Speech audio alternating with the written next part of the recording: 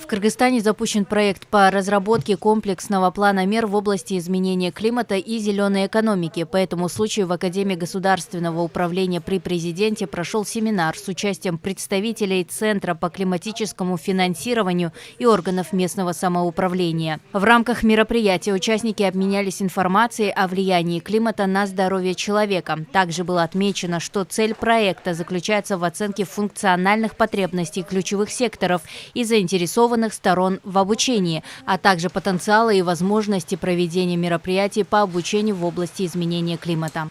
Первое – это подготовка и повышение квалификации государственных и муниципальных служащих в области изменения климата и зеленой экономики. Второе направление у нас – это развитие и внедрение образовательных программ, стандартов для формального и неформального образования. И также отдельно у нас третья стратегическая задача, безусловно, является повышение в целом информированности населения, повышение грамотности и создание правильного отношения к экологии, к зеленой экономике.